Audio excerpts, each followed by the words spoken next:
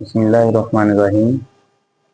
قربانی کا جو جانور ہم ذبح کرتے ہیں وہ حلال جانور ہے، لیکن اس میں 7 چیزیں ایسی ہیں جن کو جو ہے مکروہ قرار دیا گیا ہے۔ ان کا استعمال یا ان کا کھانا یہ شرعاً جائز نہیں ہے، ان کا خاص طور پر خیال رکھا جائے۔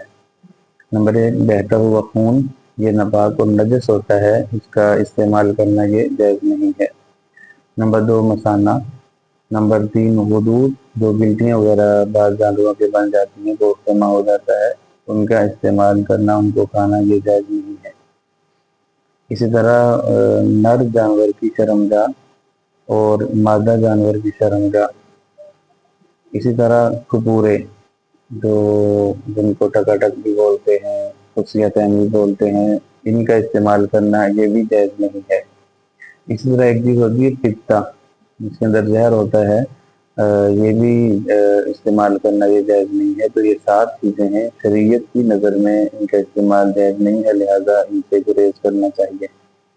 اور جو اونجڑی ہے اس کے متعلق جو ہے فقہا نے اس کو مکروہ نہیں لکھا، نہ ہی قرآن و حدیث سے اس کے نہ کھانے پر یا اس کے کھانے پر کوئی ممانعت ہے۔ تو اگر اچھے طریقے سے صاف کر لی جائے تو اس کے کھانے میں کوئی حرج نہیں ہے، بلا کراہت جائز ہے۔ ہاں، اگر کسی کا اپنا دل نہیں مانتا تو یہ الگ بات ہے، لیکن بہرحال اس کا استعمال کرنا، اس کو کھانا یہ شرعاً بالکل جائز ہے۔